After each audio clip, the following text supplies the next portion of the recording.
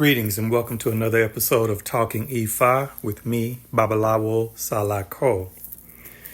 And today I wanted to talk about the topic of self-hatred and how that self-hatred affects how we can practice or worship in this traditional Yoruba religion of IFÁ or ISESE. So let's talk. Greetings. I'm Babalawo Salako. I was initiated as a priest of Ifa and Obatala in Nigeria in 2006, and I've been practicing the Ifa Orisha religion for over 30 years now. My mission is simple: to help those who are new to the religion or lost in the religion. So if that's you, then buckle up and join me. This is Talking Ifa.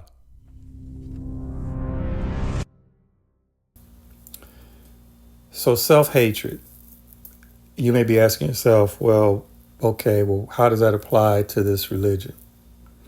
Well, let me kind of go a roundabout way of getting to that. So one of the things I want to talk about is, some of the things that I think this is related to. So let's go back historically in this country. And I'm speaking from the perspective of an American African, a North American African, born and raised in the United States of America. So I'm going to approach this topic from that perspective. Okay. So I'm going to look at the history here in this country. We went through slavery and all of that. But I just want to look at something. I'm going to start out looking at wealth, okay, and the wealth gap in this country. So I want to look back. I just went back to like the 1950s to now. And there's always been a gap between Black Americans, African Americans, and white Americans, and really all other Americans. But let's look at that.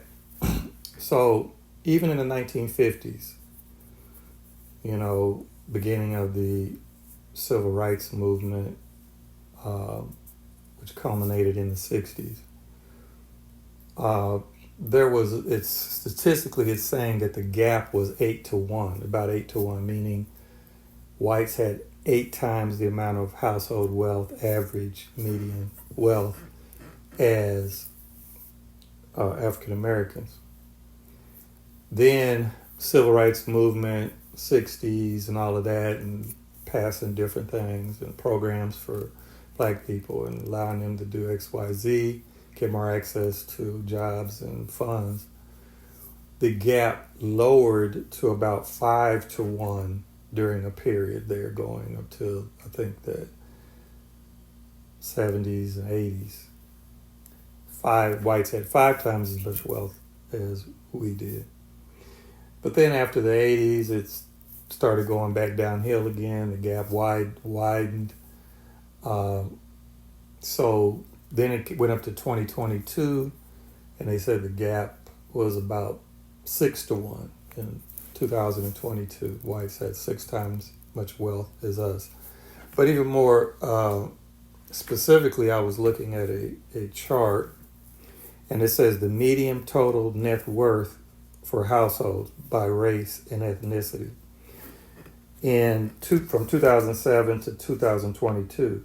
So in 2007, the average net worth of white households in the United States was $245,000. That's their net worth. And for other races other than Black and Hispanic was about $87,000. And then for Blacks and Hispanics was around $30,000 was the average household net worth in 2007.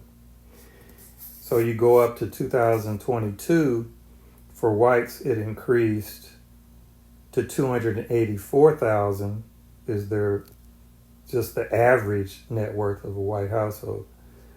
For other races, it was 132,000 in 2022 net worth. For Hispanics, it was $62,000.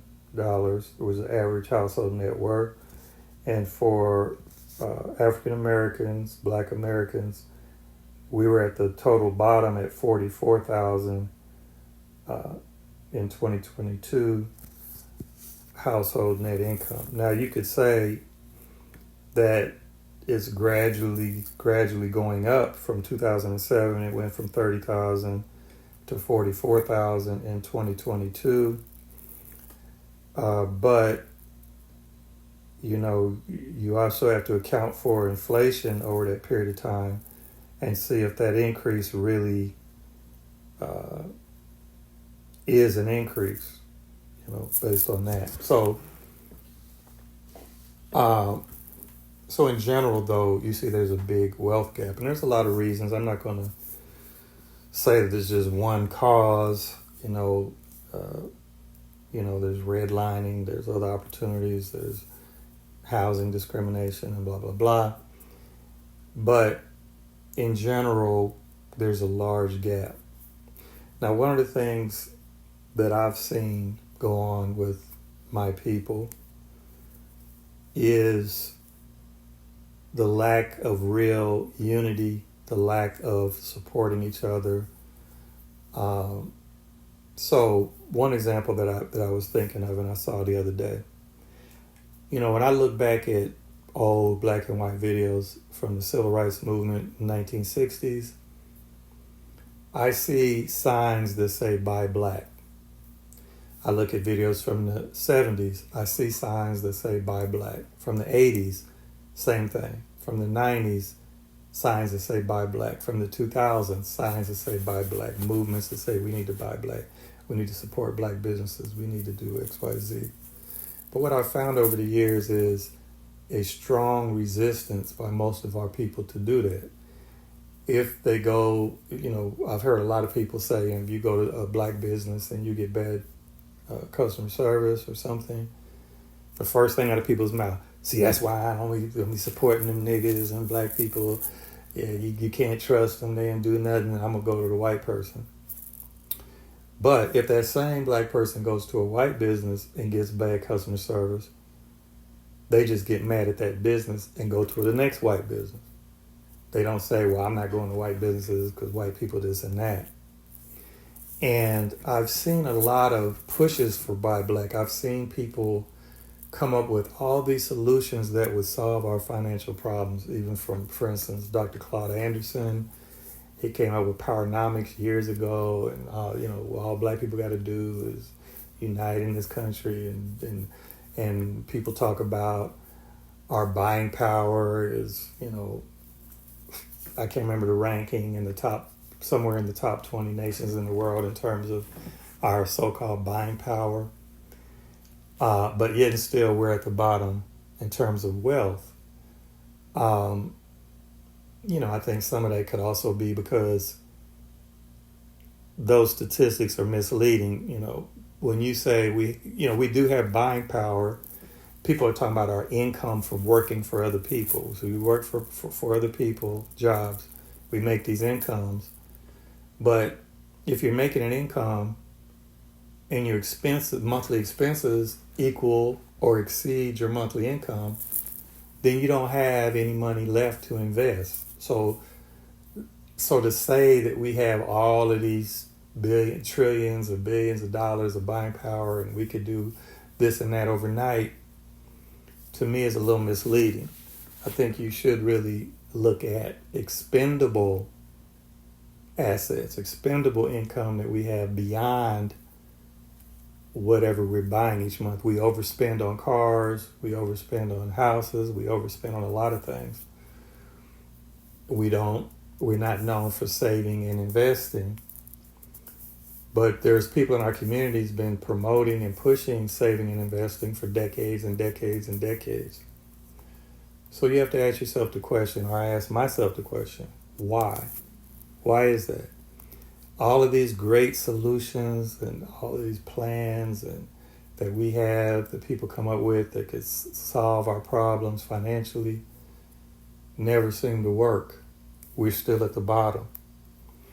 And to me, I believe it's because of self-hatred. Okay? I believe it's self-hatred. And I've been saying it for decades.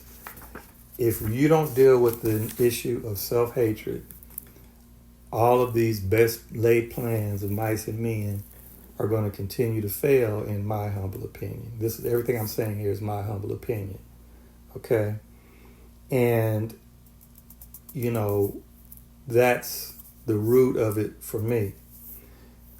So you ask yourself, okay, well, what does this have to do with the price of tea in China? Well, I mean, what does it got to do with IFÁ? Well, let's get into that.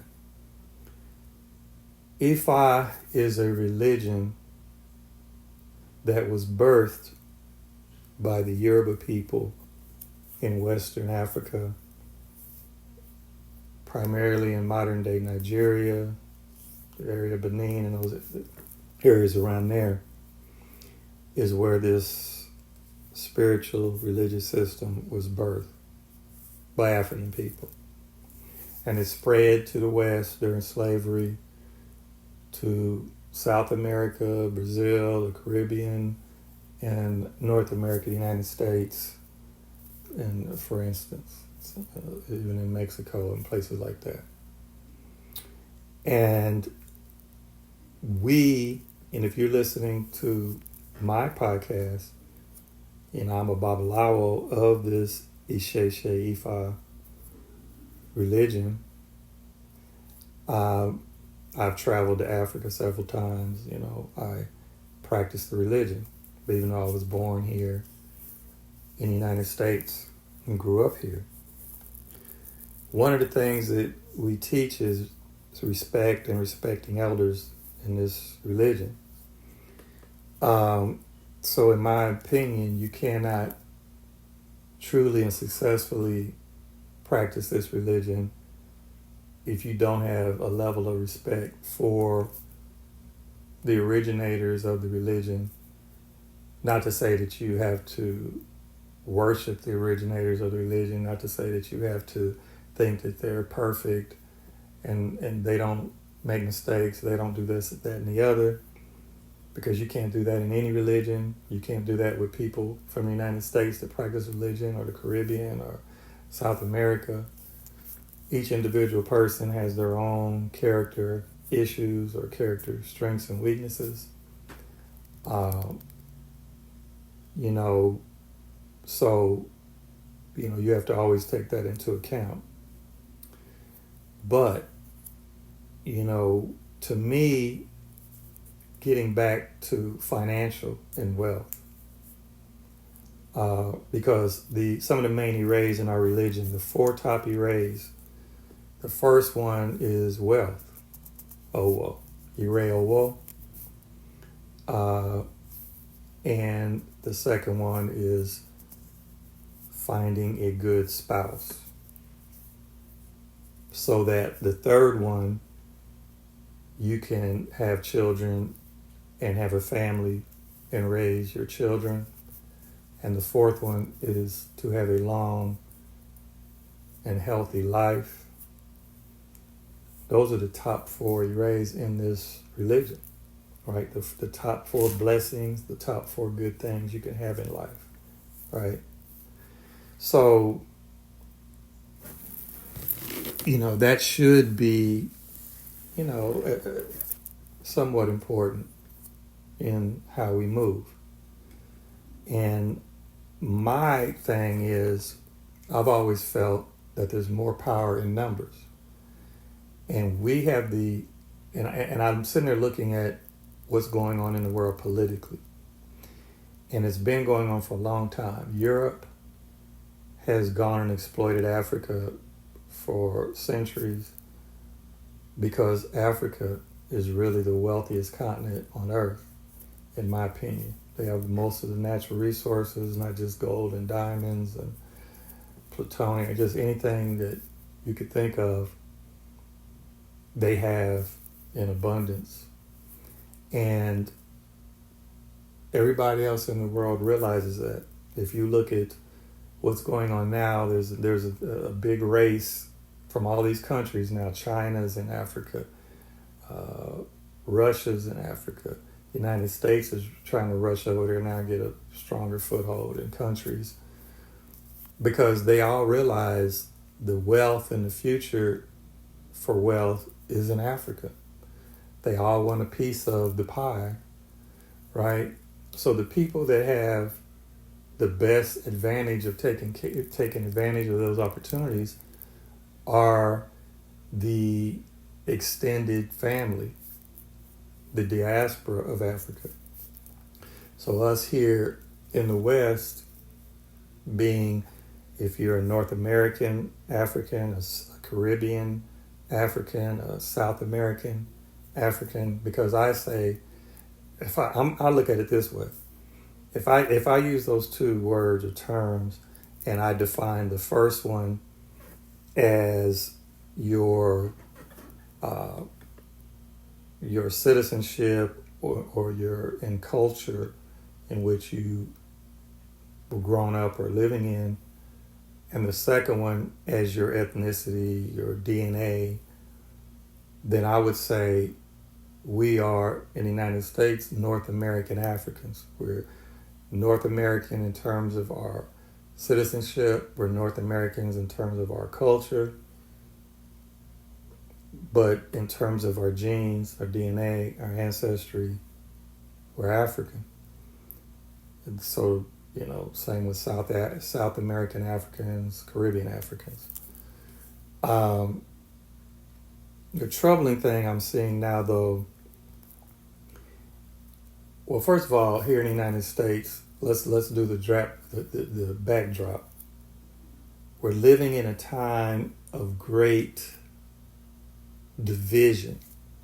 Everything going on now, especially in the United States, is about division. These elections recently, you have the left and the Democrats promoting heavily that everybody on the left must hate everybody on the right, and anybody who's on to do anything with anybody on the right is the enemy of the people on the left. And they're not looking at us all as Americans, and there's really no such thing as left and right politically. They don't understand we have a uniparty. They all working together. They just work in different sides of the aisle. And it's like Malcolm X once said, the Republicans represent political wolves. The Democrats represent political foxes. The fox and the wolf both are canine. They're both predators. They both have the same goal of getting you on their plate. The difference is the political fox, or the left, the Democrats, use cunning, deception, and those kind of things to get you. And on the right, the wolf can't fool you. Everybody knows where the wolf is coming from. And that's kind of where it is. The Democrats pretend to be black people's friends. The Republicans don't pretend to be black people's friends. So it's easy for the Democrats to paint the Republicans as the enemy and pretend that the Democrats are our friends, but neither one of them are our friends. And we get duped and taken advantage of, used and abused, when we should be uniting amongst ourselves and looking out what is the best interest for us and forcing either side to do what we need, in my humble opinion. That's what Malcolm X was saying. And it seems that we never learned that lesson. He said this way back in the early 1960s. It's still the case today. So when you look at this, right, we're in this environment today of this hatred, and we're seeing every day, stuff just happened in Cincinnati. I'm recording this on August 1st, 2025. You had, people at a festival, black people attacking white people. You have all these things, people shootings, mass shootings, gangs killing each other up in Chicago and other places, drill rap, but the bottom line is what I am seeing is everywhere you look is the only thing that's being promoted is division and hatred. Division and hatred for somebody else. Everybody's your enemy. Everybody needs to be hated. And now I'm seeing a very troubling trend in our community. So like I said, well, what I've always said is I believe the solution is for black people to unite. Black people in the United States and the Caribbean, South America, and Africa. And Africa started opening the doors, and there's a lot of blacks going over there and relocating from America. And some countries are allowing us to buy land and invest and to make money. And again, I said that's where the future is. I remember when I worked for Coca-Cola, for instance, about 15 years ago. And I remember they have an internal employee newsletter. And I remember seeing in the newsletter, they would have their plans, 15-year projected plans for Africa, what they were going to do and how they were going to invest there and all this stuff, because they've been knowing for a long time that they all want to get connections and resources in Africa because the future is in Africa. But now I'm seeing this troubling trend. Instead of us doing what I feel we should do is unite with Africa, we could build wealth together, we could do import-export, we could get connected with African countries, and they're more open to Africans, whether we be in America or wherever, in diaspora, to come in and do these things than others. But now, what are we doing? I'm seeing all over social media that we don't even, we're trying to start a war with Africans. So, and I'm talking about in the United States. So, first of all, when I go back to self-hatred, well, let me just say this first about self-hatred. Malcolm X says, you can't hate the roots of the tree without ending up hating the tree. You can't hate your origin without ending up hating yourself. You can't hate the land, your motherland, the place that you come from, and we can't hate Africa without ending up hating ourselves. The black man in the Western Hemisphere, North America, Central America, South America, and in the Caribbean is the best example of how one can be made skillfully to hate himself that you can find anywhere on this earth. You can't hate the origin and not end up hating yourself. You can't hate Africa and not hate yourself. Malcolm X said this way back in the early 60s. I still see the self-hatred and the hatred for African Americans for Africa. I remember way back in the late 80s when I was over in the Atlanta University Center working at that time it was Atlanta University, which became Clark Atlanta University in 1989. I was working there then. And I remember there was somebody I was working with there in the financial aid office. And I remember her coming up to me one day, I hate them Africans. Them Africans stink. And I said, what are you talking about? I said, well, we Africans. She said, no, we not. I said, well, what are we? I heard we came from India. I had to laugh. So our self-hatred was so deep, and hers was so deep, that we'd rather be from anywhere on earth than Africa. That you're going to come up and say you're from India, and India has some of the most strident racial issues.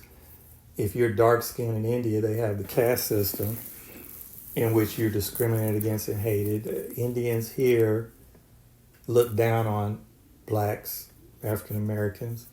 I remember, because I worked in IT, and I worked with a lot of people from India, and I have Indian friends. I'm not saying all Indians are bad or anything like that, but I'm saying in general, what I saw them doing.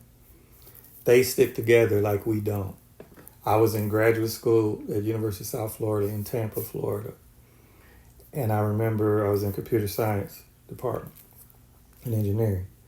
There was a faculty member, professor there who was from India. And all of the Indian students, he would call them to his office for sessions and he would help them out.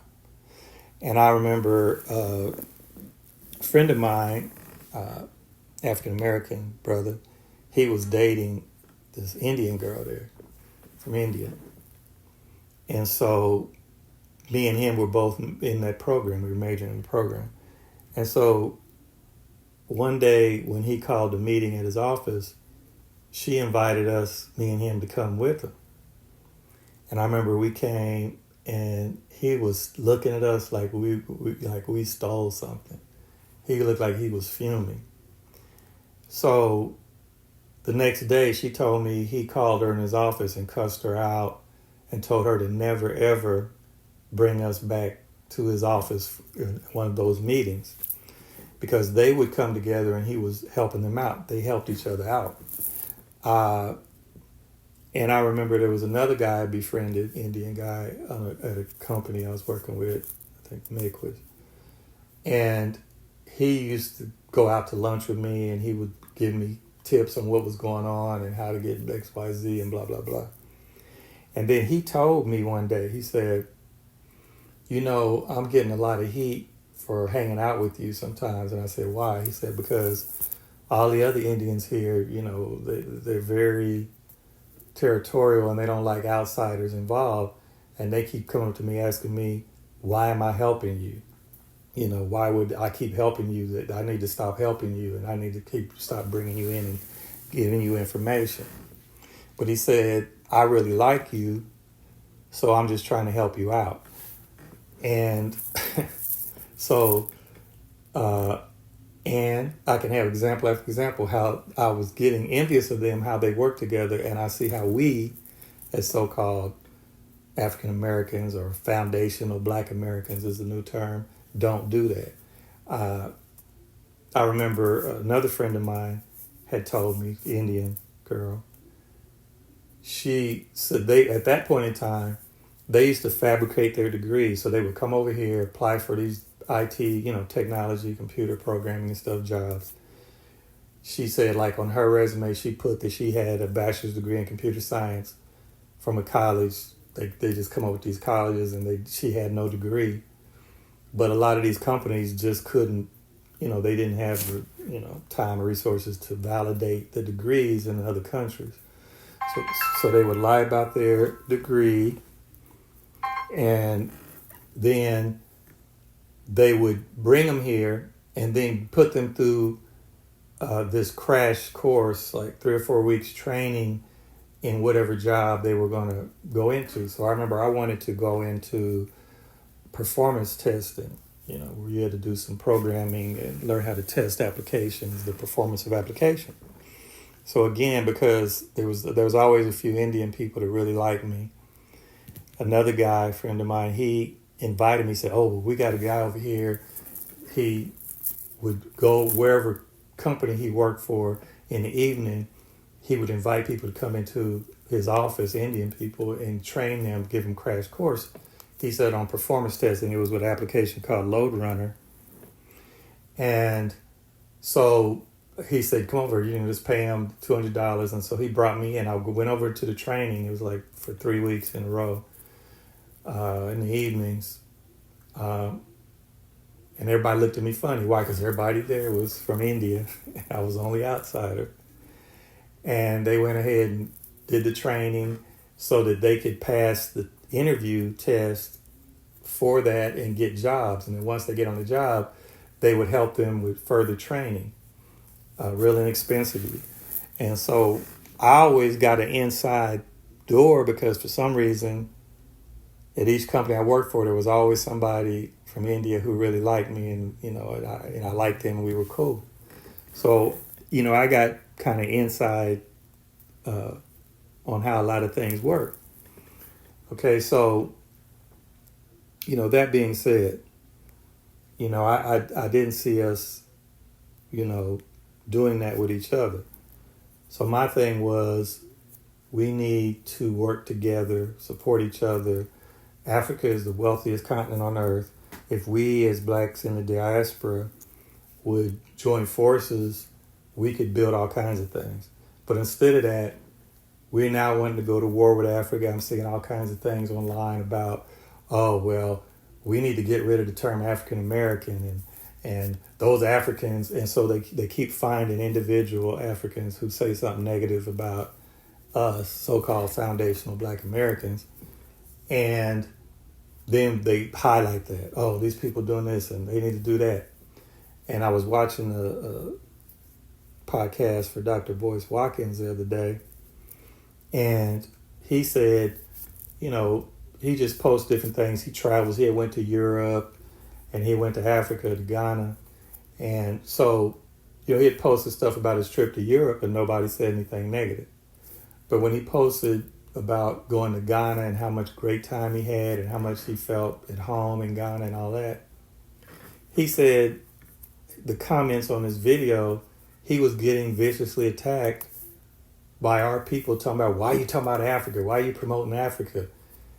And so this is how bad I'm seeing it happen. It's bad enough to just say, okay, well, we just want to support ourselves here in the United States, and we think, somehow we're going to fabricate a level of unity amongst each other that we're going to be able to build wealth and build a future on our own without help from anybody else but ourselves in the United States. I don't subscribe to that, but there's a lot of our people that do. If you do, fine. I don't. But not only is it just say, okay, well, let's just delineate, this delineation movement. We're separate from people from the Caribbean. We're separate from people from Africa, blah, blah, blah. And then there's some that say, oh, we're not even from Africa. We were already here. We're, nonsense. And I'm saying nonsense. I'm sorry. But come on. I mean, just because there were Africans that arrived over here before Columbus, before the Europeans did, stop putting so much credit and credence in Europeans that they're so much greater than blacks, that they can only do stuff that we couldn't do before us. A lot of people in history have done things. So Africans traveled to this side of the world, ran into the native people that were here, that, Columbus and them called Indians or Native Americans. And so there were Africans already here before Columbus arrived. And then when Europe arrived and started bringing millions of us over here during slavery, then more and more of us came.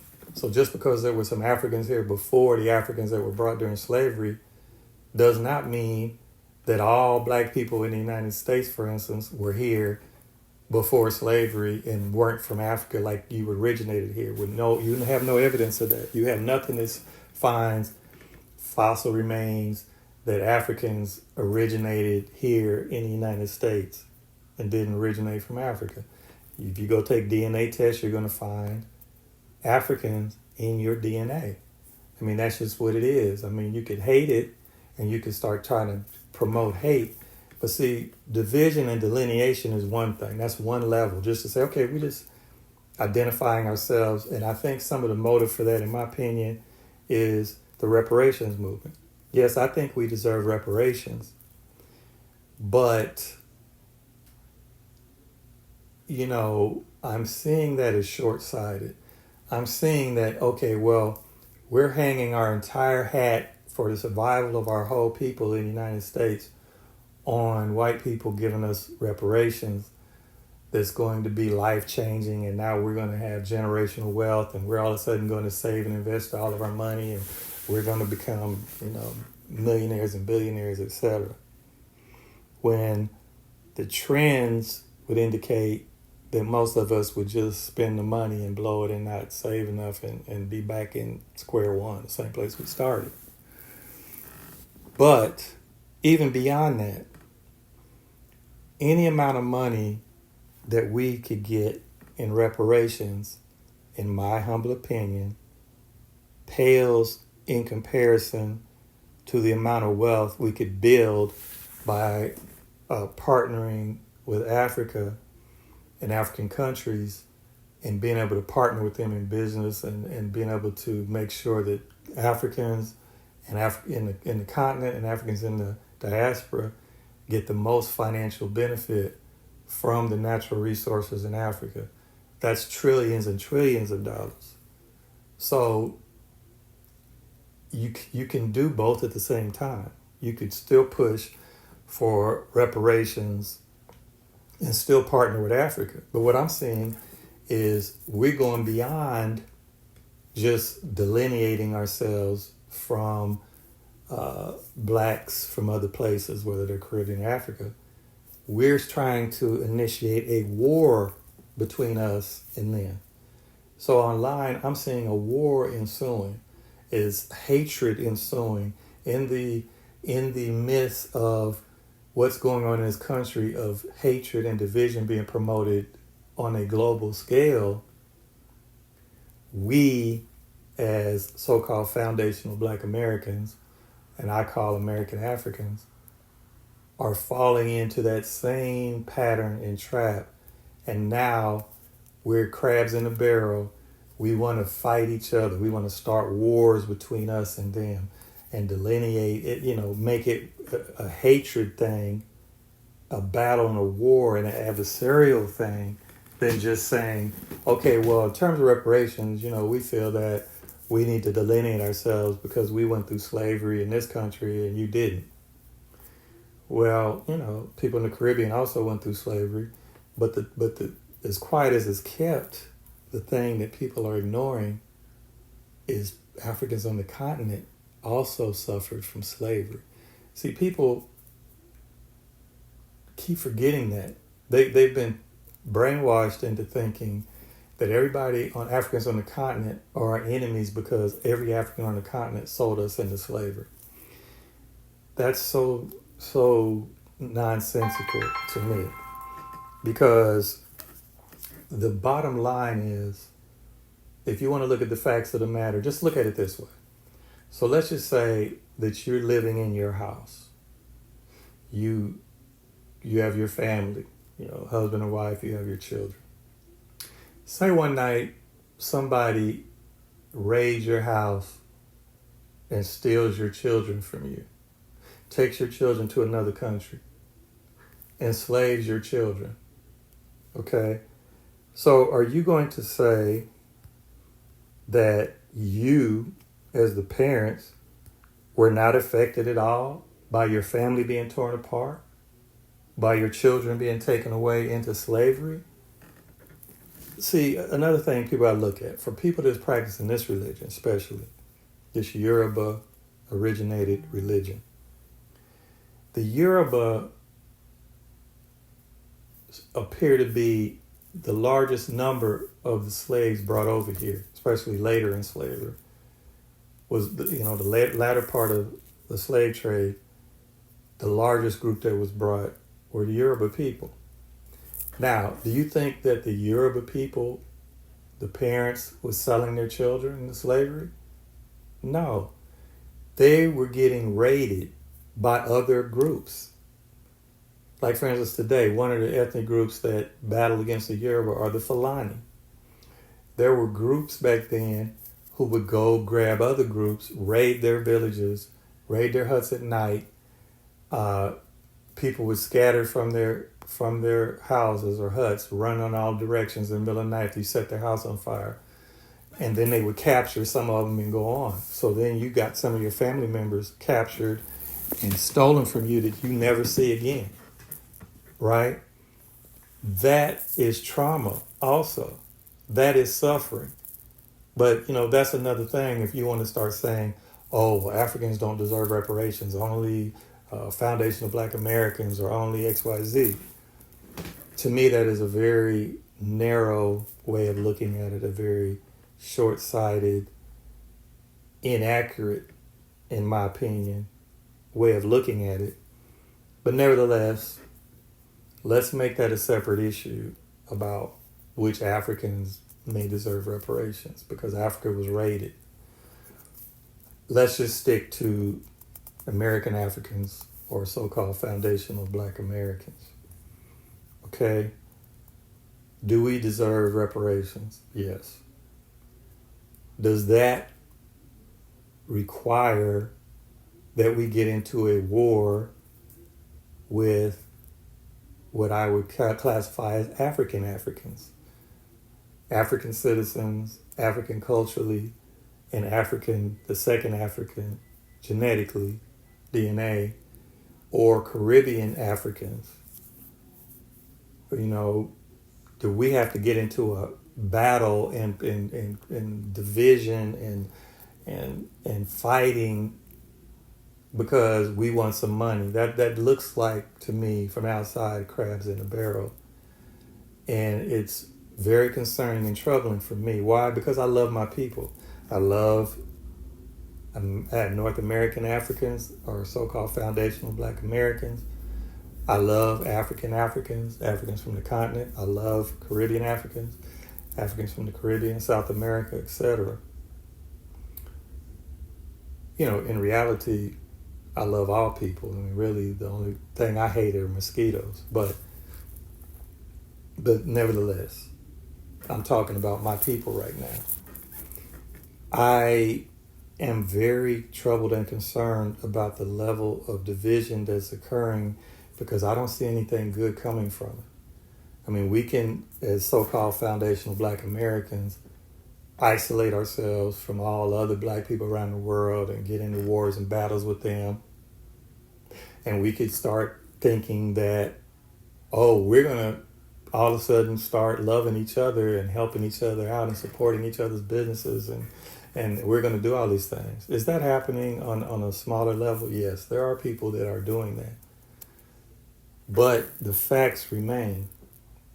We as a people are at the dead bottom in terms of wealth and finances. We're at the dead bottom, the worst in terms of health and home ownership, all kinds of things. We're at the dead bottom.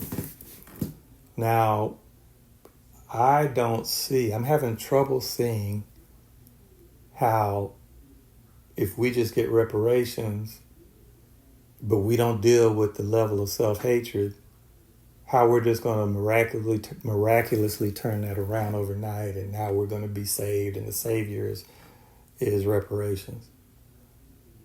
While we're still promoting division, we're promoting crabs in the barrel, we're promoting self-hate.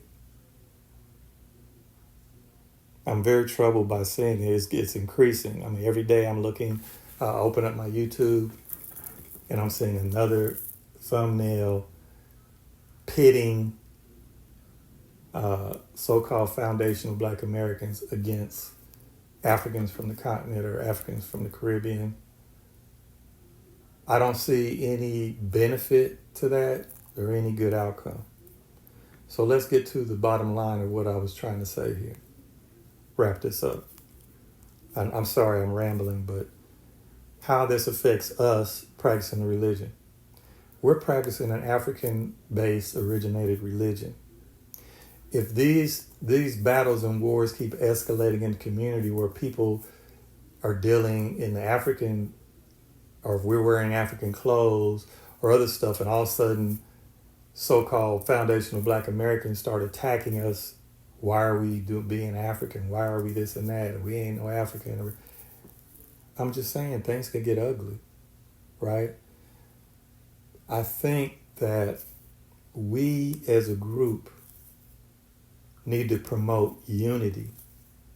We, in the midst of all of this division and initiating wars between the ethnicities, between the citizenships, I should say, if you're a citizen of North America, United States, versus if you're a citizen of an African country, or you're a citizen of the Caribbean, even though we're all Black. This war that I'm seeing brewing and starting to grow is troubling, because I love my people. I want us to prosper. I want us to grow and do well.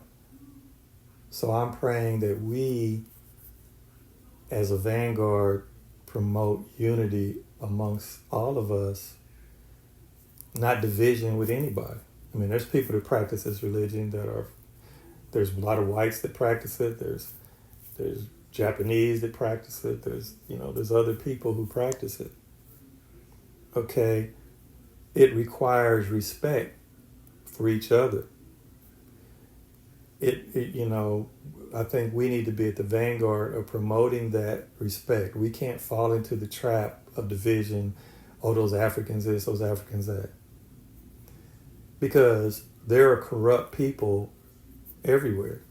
Are there a bunch of corrupt people in Nigeria? Yes. Or can you run across priests in this religion and practitioners in Africa that are corrupt and they'll take you? Yes.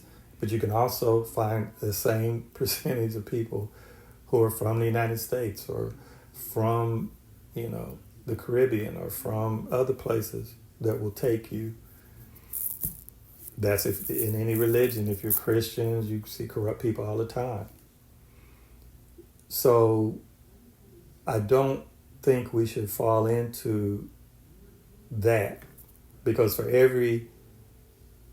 instance, Nigerian that we find that is corrupt, we can find a North American that's corrupt. Okay? So,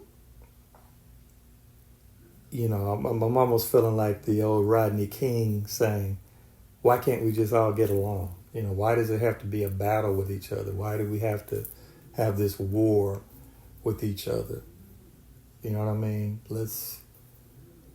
We're more powerful working together. We're stronger working together to build what I feel is at the core of this religion, which is Iwa Puele, right? Good and gentle character. Too many times you'll find people who say they're practitioners in this religion who never deal with Iwa Puele, never mention Iwa Puele. They don't even try to practice Iwa Puele. There's a lot of people that join this religion for power. They feel like, I can get the Risha to get me this, or I know here, I'm in Atlanta, Georgia, there are people here that are in gangs and that they're robbing people. They come to people in this religion to say, okay, I want to receive an Orisha, I want to receive Ogun, or somebody to protect me when I'm out committing crimes so I don't have to go to jail. But that's not how this religious practice works. The core of this is Iwa Puele. If you're doing wrong, eventually that's going to come back around on you, right? The Risha aren't going to protect you, from doing wrong. I mean, there's a saying in Ifa, if you climb to the top of a tall tree, you can be a priest, a babalawo, Ifa, anybody, and you jump off the top of that tall tree, Ifa is not going with you, right? You made a bad decision, a bad choice. You're on your own. You jumping off here, and whatever happens to you when you hit the ground is going to happen to you. There's not going to be any Orisha that's going to protect you from that. If you make bad choices, there are consequences for bad choices. Okay? And I'm not saying that if you commit a crime and you're going to court and you're worried about the sentence, that you can't come to get to the Orisha, the Ifa, and ask for help to try to lighten your sentence or something like that. People do that all the time. And I'm not saying that the Orisha can't help you in that situation. But let's say that you make a habit of it. Say that you do something wrong. Go to court. You go to the Orisha. The Orisha help get you off for a short penalty. Then you go right back to that crime. You get caught again. You come back to the Orisha again. The Orisha is not going to keep helping you. They may give you a chance here and there, but they're not going to keep helping you if you keep doing wrong. So, what am I saying here? I'm saying, in my opinion, the root of our problems, to me, are self-hatred. And it's coming out, like Malcolm X said, if you hate the root of a tree, you can't hate the root of a tree and not hate the entire tree. You can't hate your roots and not hate yourself. You can't hate Africa and not hate yourself.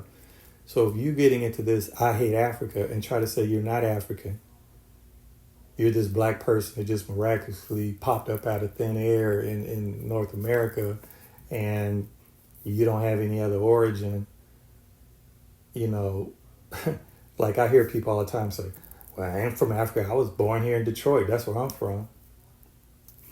Well, okay.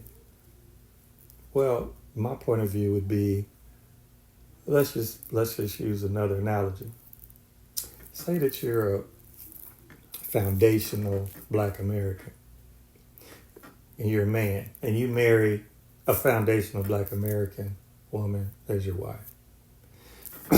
Then you move to China, and you open your business in China. You have 4 children. All 4 of your children are born in China. Those children go to school in China. They learn Chinese language. They learn Chinese culture. Are your children now Chinese? Or are they still, quote unquote, foundational black Americans? Now you could say, well, culturally, they're Chinese. So let's just hypothetically say that China gave them citizenship, which I don't think they do, but let's just say that they did. And they were Chinese citizens. Does that make them Chinese racially or ethnically? No. They may be Chinese citizens. They may know Chinese culture, but their DNA, their genetics, their ancestors, who we always honor and worship in this religion, are African. So if you are a so-called foundational black American and you're in this religion, which mandates you honor your ancestors, and you hate Africa, some of your ancestors are from Africa, right? You are going against your own ancestors. I don't see how that can work well for you, in my opinion. So that's all I have to say on this topic. I kind of rambled on. I hope you made it to the end. If you made it to the end, I thank you for listening to me and hearing me out. Hopefully you don't throw too much hate my way. But I'm saying all of this out of love for my people and wanting the best for my people. This is where it's coming from me. So if you disagree, you're welcome to disagree with me. You have your own opinion. We can disagree amicably. We don't have to hate or anything like that. We can disagree amicably. You can disagree. I respect your opinion. And I pray that you respect mine. So I pray the best for everyone. And that's it for today. I hope you join me on my next podcast and continue this journey together. Ireo Odabo.